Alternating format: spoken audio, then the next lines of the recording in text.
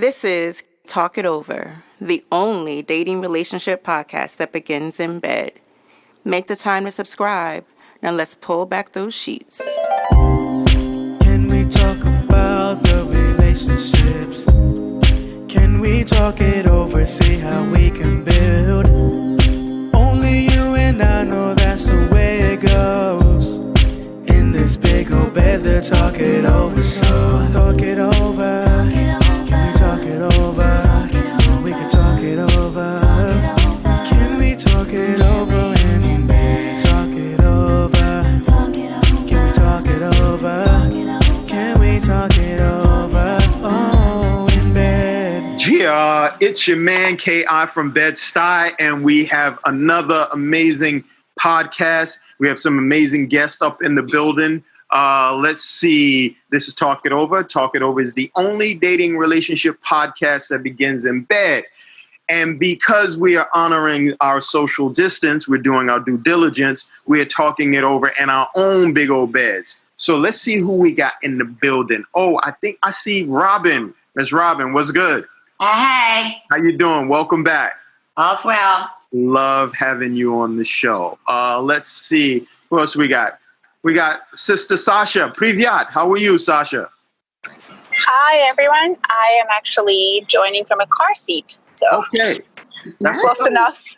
Yeah. Look, better. We're happy to have you however we can get you. And, I believe my man Changa Bell is in the building. Changa, what's good with you? Hey man, I Robin wasn't here last time, so I figured I would not. I don't know. I'm late.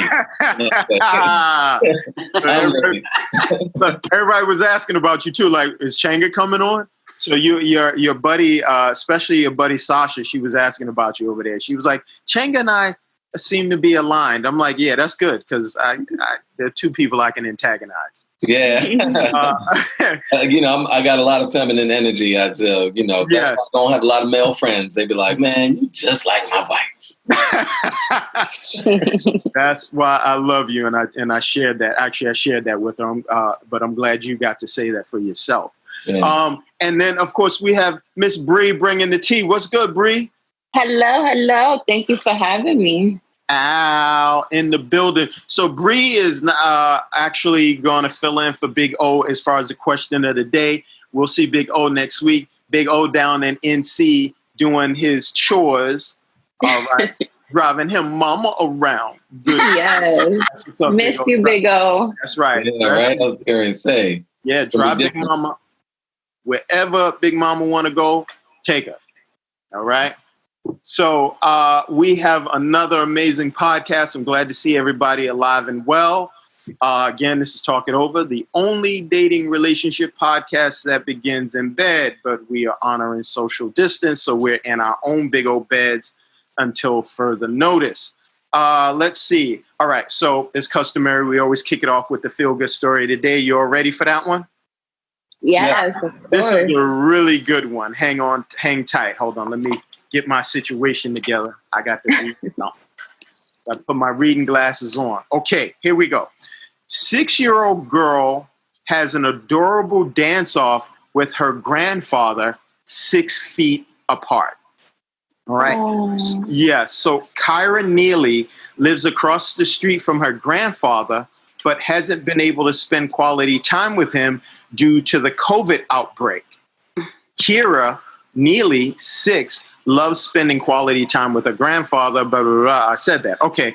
Though hugs are off the table due to social distancing amid the coronavirus breakout, Kira found a new way to hang out with her papa by way of a heartwarming dance-off. Okay, mom, Sherry Neely, wrote on Facebook that her parents live across the street from her and her daughter in Nashville. And so they're used to spending, obviously, quality time together, but because of COVID, they have been keeping the social distance. And so this is absolutely adorable. You guys have to look it up. It's hilarious. And so there's a video of the little girl having a dance off with her grandfather. And the grandfather's like 81 years old. Oh, yes. Yeah, and it says, Kira loves her papa so much, they've now started daily dance-offs.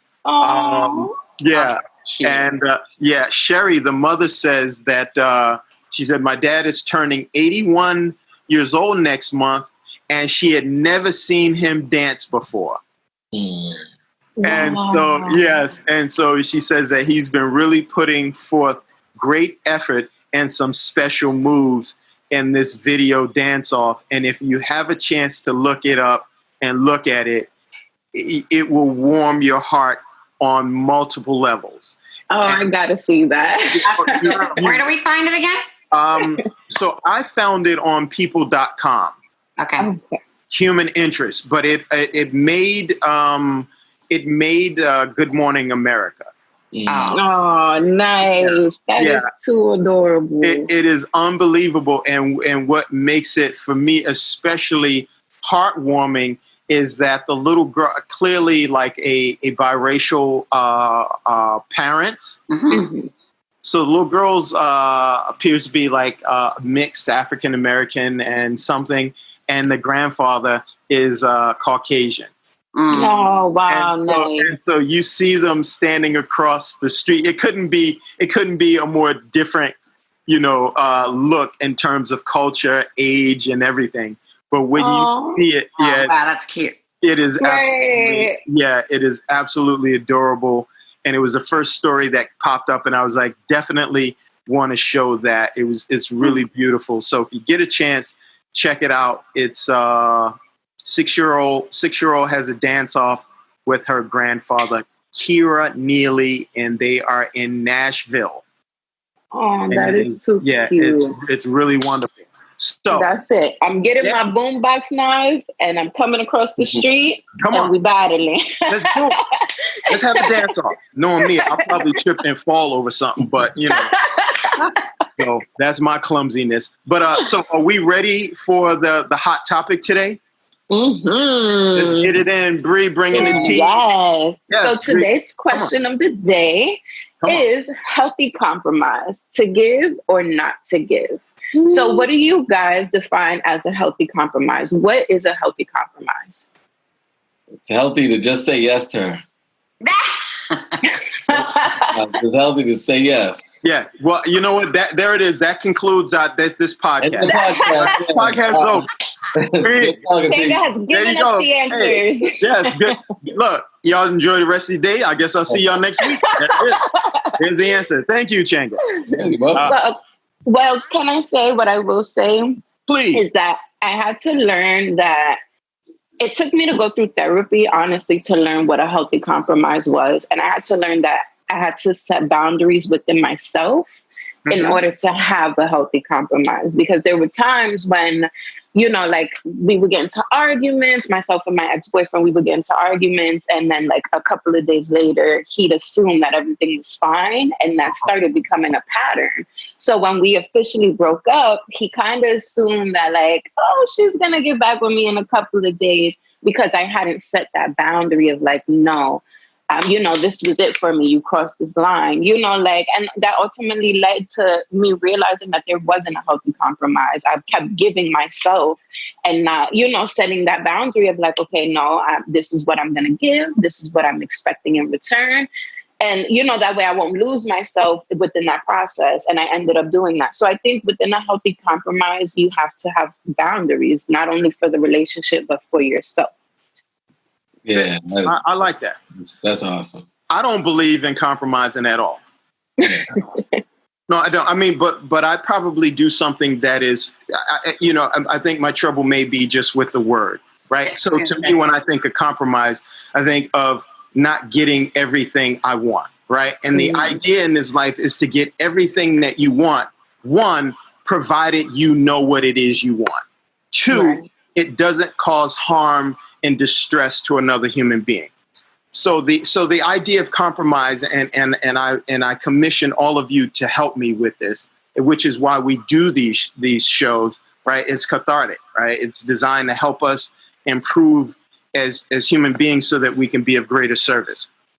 So immediately, compromise comes across to me as a bad thing, because I'm like, I feel like I put on this earth to get everything that I want, provided I know what those things are, what they look like, and how it'll allow me to be a better person so that I can be of greater service to my fellow life mates. So if you all have anything that will commission a different mindset, or, a shifting of mindsets, because I don't work to compromise. I think I do, because I was right along with you. I had a real difficult time with the word itself. The word, for many, many years, said to me, I have to have less than, or I have to give myself less than, or I have to, it was all me, right? Yep. So when we're talking about a partnership or a late relationship, I found that if you take your focus off of the word, if you think about with compromise, you don't win or lose. Right. So if it's two people, you don't come out a win. To have a healthy compromise, there should be no winner or loser. Mm-hmm. So I think if you can, that's how I had to think of it, in order to, not get my way kind of thing or whatever, or have the last word, or be right all the time or whatever. Right. Still need major work in that area. But I try to focus on, love is a two-way street, and a relationship is a two-way street. It takes two to tango, all of those things. So if you're going to think about just you and the word compromise, and have that problem with, then I'm not going to be able to be all me. Mm-hmm. Well, then that's not a two-way street anymore. You know what I'm kind of saying? Yes. If you view it that way, I think it opens up, it broadens the terminology, if you will, I guess. Sure. No, I welcome that. So here's some thoughts and questions before Sasha jumps in. Let's say, what is a healthy compromise?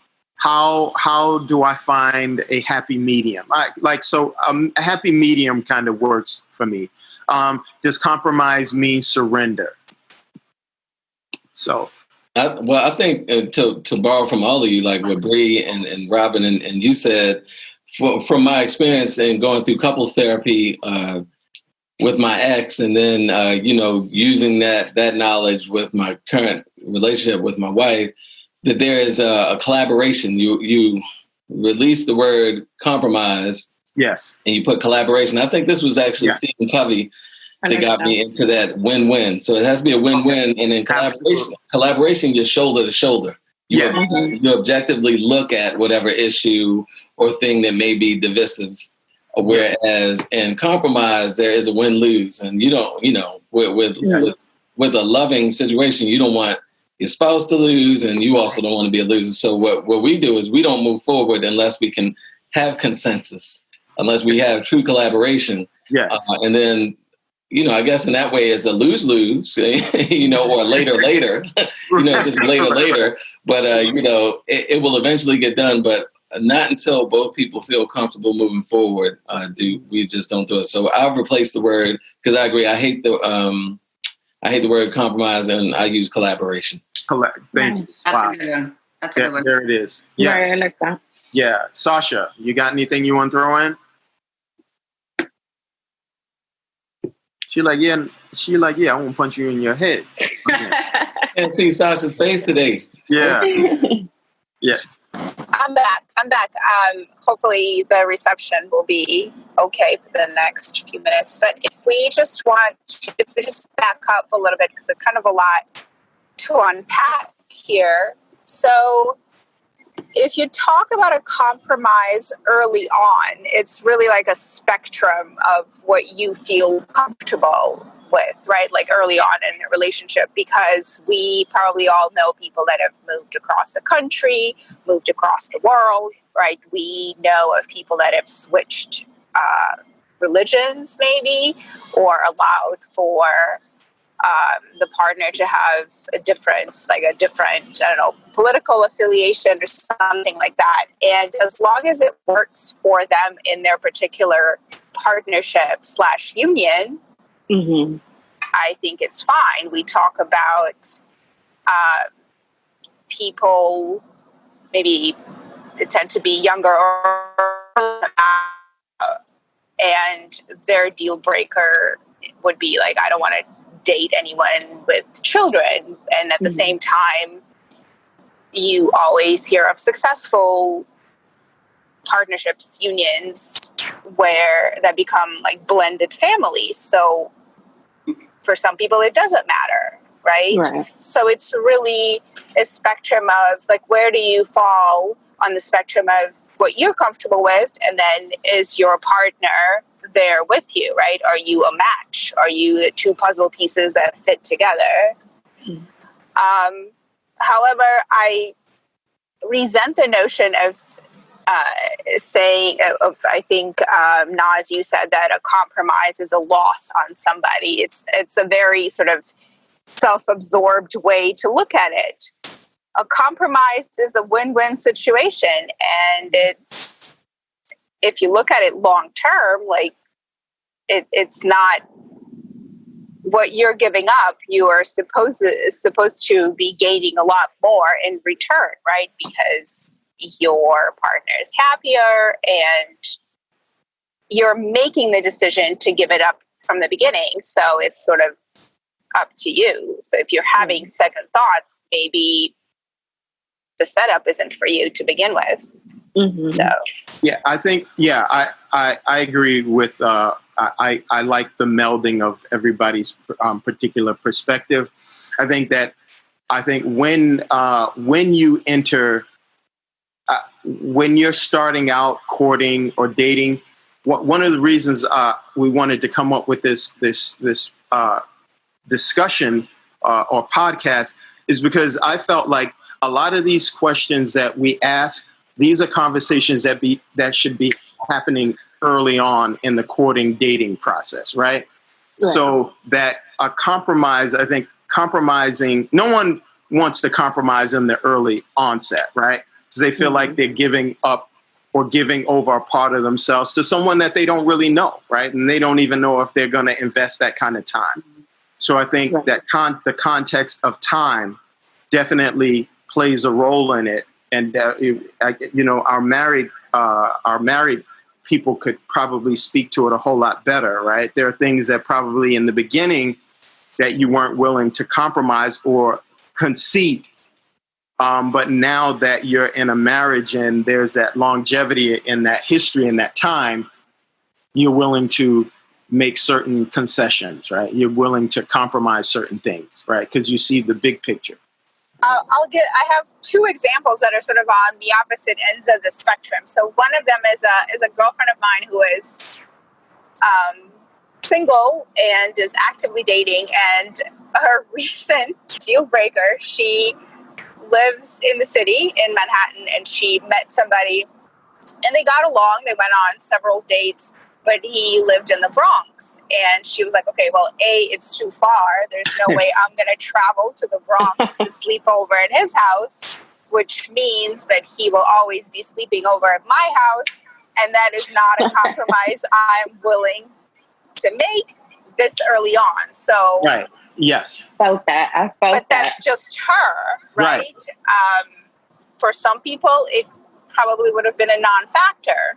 Yes. So, at the same time, I've been listening to this podcast, and maybe some of you are familiar with it. It's called Ear Hustle. I recommend it wholeheartedly. It is a prison. It's based in prison in California, and they don't focus so much on the cases, but they focus on like the day-to-day lives of people that are incarcerated, and there are all people who are serving life sentences, and like and their families, their partners are willing to make that type of relationship work. So they're willing to compromise. Right. They're willing to drive every weekend several hours there and back with children to try to retain some sort of normalcy,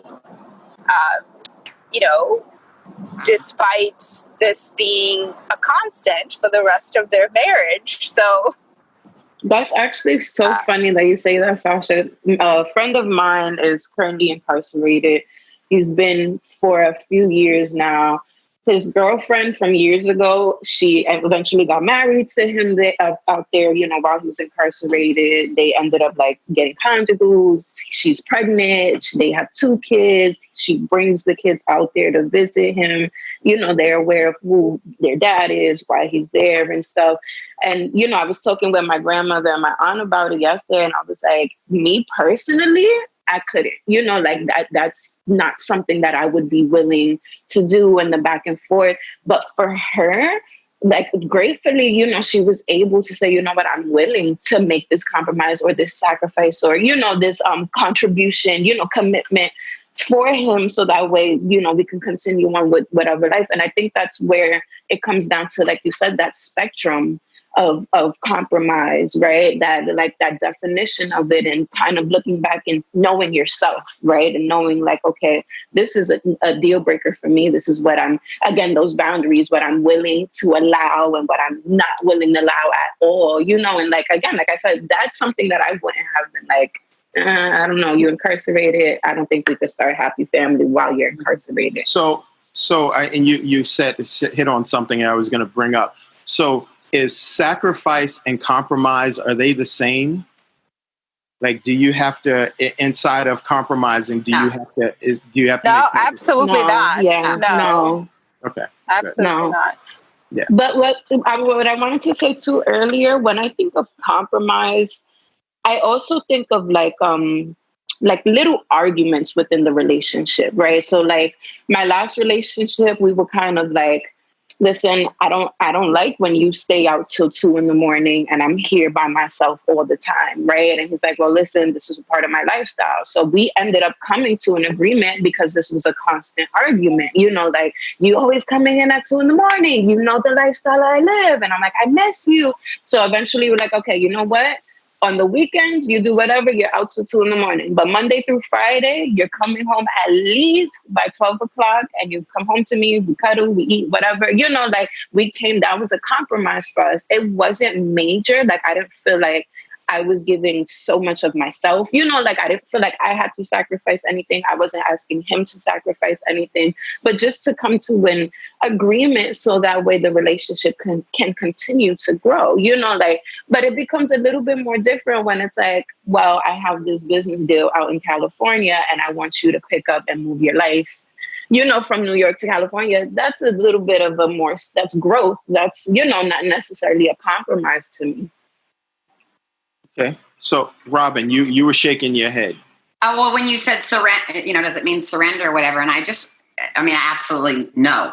That, you know, that's like a big negative. Yeah. Because if it did, then don't get involved. You know, like don't get involved. And I think the biggest thing with compromise for me, and I think probably for most people, is you have to know yourself. That's just fact.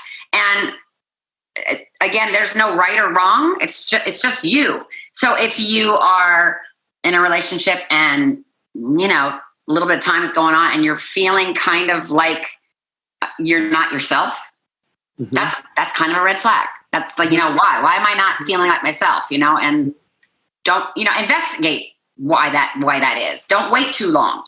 Other things that, like, for, you know, let's say I'm feeling like my needs or wants are not met, whatever they may be, and mm-hmm. you may not even be aware of them. And maybe I'm not even aware of them, but something is feeling a little bit negative. You know, I have to check myself and what that stuff mm-hmm. really is. And it's no fault of yours. You know, you may be great and doing all and everything, you know, that you need to do. But if I keep feeling like that, resentment come in. Yeah. Mm-hmm. Yeah. So let me ask. Like, I would say that a question more for Changa and Sasha, and even actually you, Robin. Children, right? Children inside of a marriage or relationship definitely create. Do they create greater situations or times where either of you feel like you have to compromise or give up something, right? Because that's the greater good, right? The children actually represent the greater good, right? So do you ever feel like you have to compromise something that you want because it's for that greater good, for the children? Well, unfortunately, in my situation, I kind of won all the time, so that's not a good thing. I'm admitting my guilt right there. So was there compromise? Yeah, but it wasn't on my end. Right. So back to what Changa was Robin, I love it. I'm sorry, I'm just being honest. So that goes to what Changa said in the very beginning about yes, dear. Right. Gotcha. You were right. But there's a whole other dynamic that comes from that too, So I think in a bad relationship. So to your question, guys, in my previous relationship, it wasn't a good relationship. It was one that was very lopsided, sort of like what Robin talked about. She won all the time because I would think about things like that, like, oh, the greater good. The greater good is the good that's for you. Sure. That is what I learned after having my lawyer smack me upside of my face, like literally slap me in the face. Right. Because I was crying, leaving the courtroom because I didn't want to be without my daughter. So he had this, don't let her see you cry. Like he hid me around the corner. Right. And, so it's that kind of stuff that no, we don't even, my wife and I don't even get into that realm because we're in a positive relationship. So I think recognizing the kind of relationship you have first and, there are rarely issues of boundary setting, which is like a war. Right? When you're trying to say, oh, Maryland is going to expand, we're coming in Pennsylvania, like we're constantly resetting boundaries, where that was what my previous relationship was. It was just a new boundary every day on the line. And it was very, that's what we label sort of toxic or draining or whatever. It's nothing against her. Sure. It was just our melding wasn't meant to meld. It was a completely different situation here. So no, as far as the kids, it doesn't make a difference at all because we don't. That's sort of background. We're first. If we're healthy, they're healthy. That's the way we look at it. So absolutely, yeah. I love that outlook. So yep. Go ahead. Oh, I had a question. I have a question for you guys.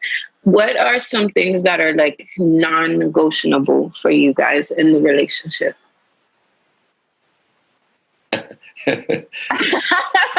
we talking X-rated? I mean, listen, whatever it is. Yeah, because you got to keep your fingers to yourself when we talk about non-negotiable.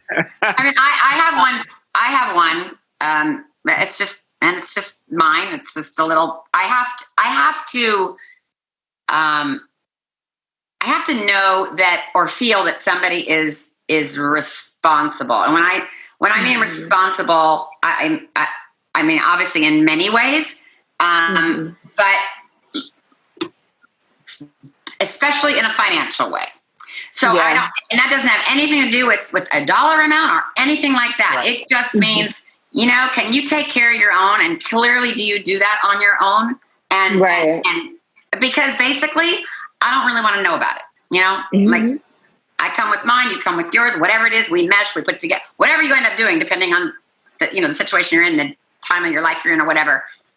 But if I start to feel like somebody is just really irresponsible financially, and we're going to get together, and I'm the complete opposite, I'm sorry. That's just trouble. It's just trouble, and I don't see I can never find my way out of that ever. Yep. So you don't see yourself compromising what you believe in, even if you feel like you really love that person or want to be with that person. Like that's it for you. You draw the line right there. And then what happens also with a new relationship is, I don't know. I'm not going to say this is me, but let's just say I know that's a pet peeve of yours or whatever, and I'm going to do everything I can to make it look like I'm that's what I do. Right. But if you really don't do that, I mean, those signs start to come out and it starts to unravel a little bit. And that's it's kind of like an end all for me because I don't know, we're just going to clash on things. And, and then what happens? Then it's like, oh, well, money's so important to me. And, it's not all about, and it's not about the money. It's just about being responsible and being able to take care of yourself and take care of your own and not having to be anybody's business, So would you all agree that it's good to get at these questions and concerns sooner than later? Right. And when you're entering into a new paradigm, a relationship, courting, dating, whatever it is, it's good to be able to have these conversations as soon as possible. I mean, you don't have to create any of them. but organically, like you want to have this be a part of something that is a mainframe of getting to know another person. Right. Mm-hmm. Right. Some of those questions you can't even ask, but you can. Those are certainly some things that you could. Sure. And then be aware of too, and figure out. Right. Yeah. Because I feel like subliminally, you'll also see those things coming out of that person. The more you observe them, the more you see their actions and stuff. You're like, okay, hold on. You just got paid, and instead of paying your bills, you went and partied. Right. Oh, no. Right. No, okay. Absolutely. Yeah. I could veg you back off what Robin is saying. My real pet peeve is accountability. Like if you're gonna, it's kind of like responsibility, but just being accountable for like your own shit. Like when you mess up, don't try to, just own it. Don't put that on me or create stories. Just being accountable. That is like, that's a deal breaker for me if you can't be accountable for yourself. Mm-hmm. Yeah. Mm-hmm. And so Bree, what, for those who have just joined us on Talk It Over, what's our topic today? Yes, our topic is healthy compromise, to give or not to give. That is the question. So I have from, let's see, Elite Daily, elitedaily.com, a piece written by Allison Siegel. She has 6 compromises in a relationship you can expect to make when it's healthy. Right. And I will, you can look it up, but I'll go on into the 6. One is the way you fight. Another is how and when you have sex. The third, and Robin, you spoke to this, where your finances go. Right. And then there's the 4th, mutual hobbies. Mm-hmm. 5, your parenting habits. 6, your relationship to time. So, Elite Daily, the person who wrote this piece is Allison Siegel, and it's the 6 compromises in a relationship you can expect to make when it's healthy. All right. So people can go and check it out and see what those 6 things are specifically. But those are good ones. I was gonna mention the kind of similar hobby type thing or likes, not really hobbies, but similar interest. Yeah, and I found in the history of my life, there's definitely people. And again, it's not me because I've never found myself to. I will try things. I remember somebody wanted to take up like salsa dancing or whatever, and I'm like, you are never going to get me in those shoes at one of those places or whatever. And guess what? Like I was all in and he was quitting and I was like still in. Like I was loving it. So like I said, I think last week I said, I'll pretty much try anything unless I'm just, I'm out. Don't want it. You go. Sure. But there's lots of people that I have experienced in my life that sort of want to act like they're maybe interested in, let's just call it like physical fitness type thing or whatever it might be. They bring it upon themselves to make them look like, oh, they're all into that. Well, they've sort of rested a little bit for the last few years, but they really want to get into it. They really have no intention whatsoever. And I'm always spending my time trying to say, you do you and you be you. Be you, mm-hmm. because that's the person that's going to come out in the end anyway. Yep. They're always going to be busting out of the seams no matter how much you try to sew them in. And mm-hmm. that's the person I'm going to have to love or like or be involved with or keep at a distance as a friendship or whatever. And the minute you try to do all those things that you think are going to make me like you more, it blows up. It just blows up. Oh, so yeah. I find myself always trying to say, can you just be you? And that person's always going, yeah, but you don't like that. Or I know that's going to make you mad or whatever. And I'm going, listen, then the ball's in my court to decide whether I want to stay or not. But you didn't have to change you. So one of those big red flags is if for you or the other person, if you are finding yourself not giving up things that you like mm-hmm. for the sake of the other, not being you for the sake of the other. And you get those feelings. Those are gut instinct feelings that says, what is wrong with this picture? Right. You got to look at that picture. You just have to. And again, it doesn't make anybody a winner or a loser, doesn't make anybody right or wrong. But if you can't come in with your uniqueness and be accepted with that uniqueness, you don't change for people. Just don't change for people. You just can't. I agree. Right. Yeah, I mean, because if it's going to work, it's going to work because you're presenting your authentic, true self, right? Right. Yes, hopefully. And if it's not, and if it doesn't work, it's not because you're a bad person. It's just that you're not aligned, right? There's no ability to maybe collaborate. Come on, Sasha. Well, I don't know about that. Let's go, Sasha. Come on. I saw Sasha's face. Come on with it. Me too. Come on with it, Sasha. I have to say that in my experience, my life experience, I've seen people who are open to relationships and who aren't. People who are open, and I don't know what that depends on, age, I don't know, when they're born, like sign-wise, I don't really, I don't know. Their experience maybe in relationships, whatever that might be. But those who are open, those who approach every, let's say, all things being equal, every healthy relationship with, yes, I'm committed with the mindset of being committed, can make it work with a lot of people. And those who are closed off, like, nothing will ever be right for them. And they probably, most likely, have created their sort of bubbles, their lives, that no one else can really walk into, right? And feel comfortable. Yeah. So it's sort of like either you're accepting of this like one-sided, as a partner of that, bubble person, either you're accepting of this one-sided relationship where you're not really getting much in return, or probably not as much as you deserve. And that's when you talk about compromising, sacrificing, like all these like sort of negative connotations that go with those terms. Or if both people are open, then it's not a compromise. It's just moving through life together. Like I remember. Well, the collaboration. Right? Yes. Yeah. I mean, yes, certain things are important. Financial transparency is very important in a relationship because you have to exist. You have to pay for the roof over your head. You have to eat. You have, if you have children, you have to provide for those children. Like you're obligated legally to provide a safe environment for those children. So no romance without finance, right? Right. So certain things are needed. Now, again, a spectrum, a broad range of what's needed for each specific person, where they live, what they're used to, what they're willing to get used to, whatever.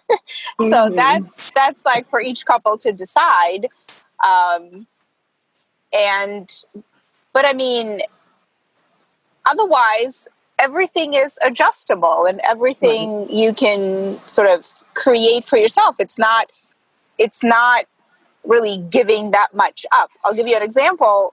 This was a long time ago, and I can't remember if I was still dating my now husband or maybe we were like newly married, but it's probably dating because it had to do with going to the gym. And we both went to this fancy gym, which in retrospect, the compromise once we had a child, I had to hire a babysitter. We had to give up the fancy membership, but whatever.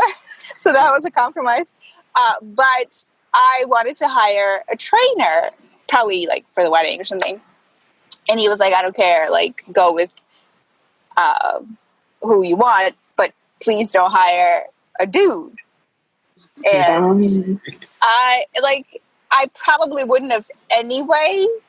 And he was like, I just don't feel comfortable. They're like so close and like this touching and like I don't feel comfortable with that. Right. You want them around the goodies you're about to marry. Right. So or something. No, let me train you.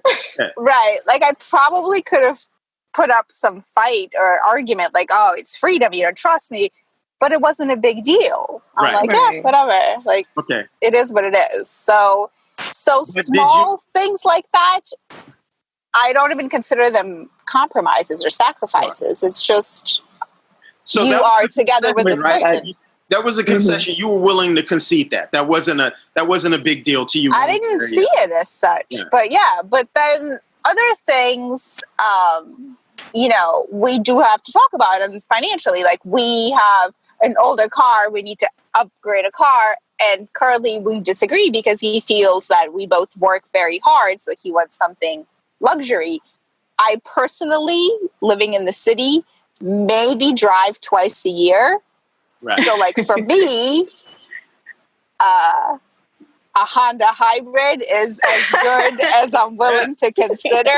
And he's like, oh yeah, but like I drive to work, and like my coworkers laugh at me because like I put up in this hybrid and blah, blah, blah. And everyone is in like their luxury SUVs. And it's probably something that I'm going to just have to give into, because it doesn't, if it makes him feel that like, if happy, that's something he in fact does work really hard. So, I mean, we both do. So yes, he deserves everything, Right. It's not hurting anyone. Yeah. It makes him happy.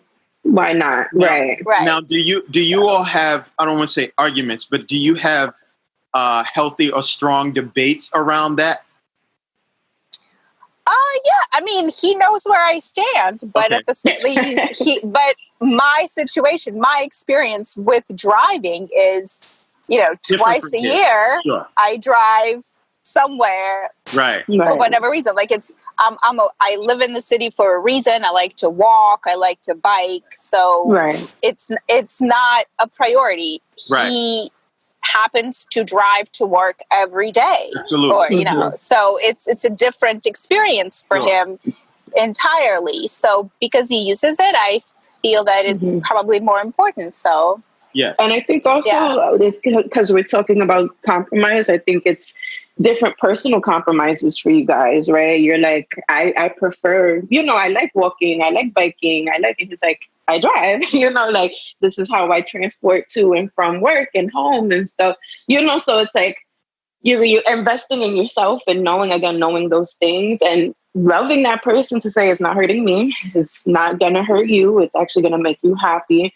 So, okay, like it's going to be more convenient for you, because again, I think about it like for me, I'm single. If I was in the relationship or not in a relationship, that's something I would think about. I live in the city. There's no reason for me to get a car. I like taking the train. I'm a people watcher. I like watching. But now if my boyfriend he drives and he wants to, like, okay, by all means, that's not something I personally would want to do. And I don't think you should because of my personal, but if it makes you happy and you can do it, by all means, I'm team go get a car. Small wins will get you far. Yeah. You give a little bit, and in return, you get a lot. So no, I agree. So in a lot of this, right? What usually does a relationship, in my estimation, isn't the big things, right? It's always those little small in between things that you never really think about, or they're never really a problem until they are a problem, right? These things. That's the golden ticket, Nas. You just got it. Yeah. So to be able to have these conversations once again is what Talk It Over is all about, right? None of us are subject matter experts, right? Right.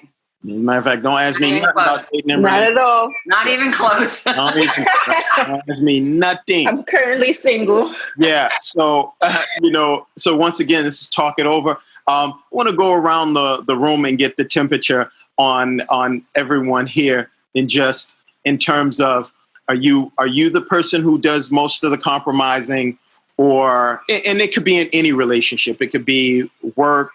It could be with family, friends, significant other. Do you find that you're the person doing most of the compromising, or are you the one that is on the, let's say, receiving end of the collaboration, as we call it? So, Robin, I'll ask you first. Why you gotta pick me first? Because you Robin. That's why. Okay, guess. You guess. Just guess. You can all probably just guess. Yes. Okay. Changa. She said it earlier. Yeah. Enough said. No, I'm completely spoiled. I definitely get the higher end of that stick because she just always tells me yes. That's awesome. Aww. Your wife is awesome. Lady D is an awesome person. Sasha. I couldn't even. I don't know.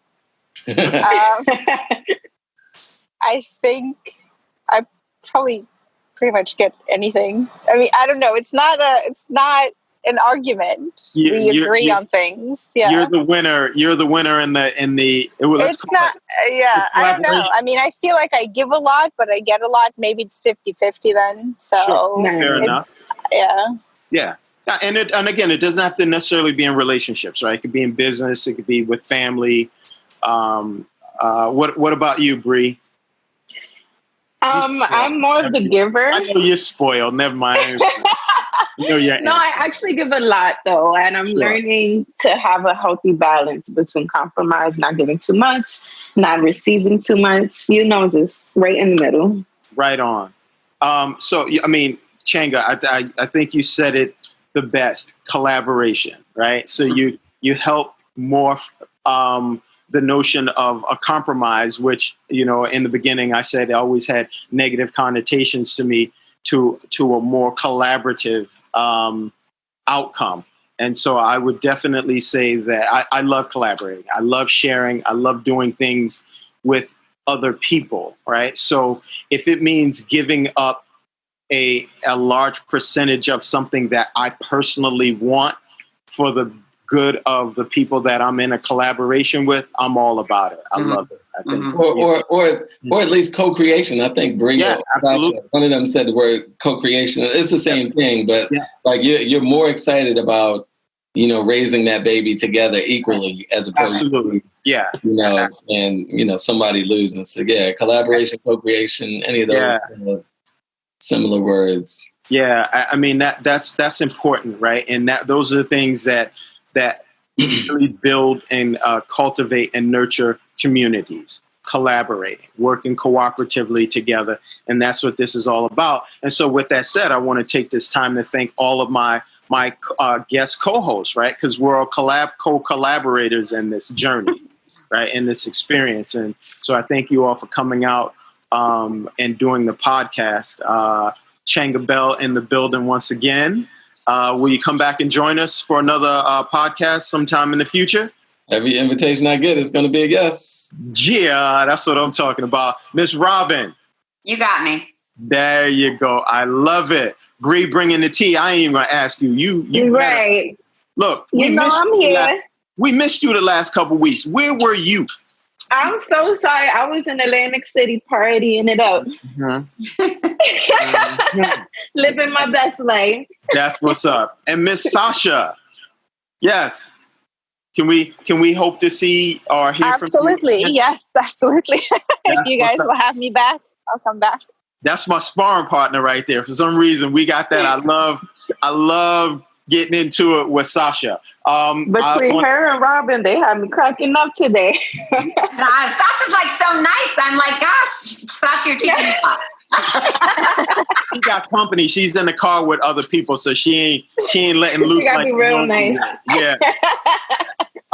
So hopefully we'll get my man Big Ole back next week, and want to thank my co-producers Bumpy and Miss Anna Semakova for making us look and sound wonderful. Once again, it's your man K.I. from Bedstuy. Slow motion for me. See y'all next time.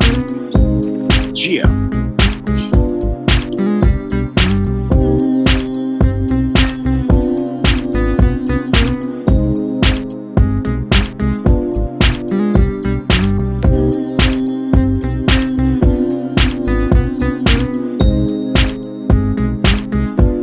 Listening to Talk It Over, the only dating relationship podcast that begins in bed. We hope you got what you needed. Make sure you subscribe. Holla at you next week.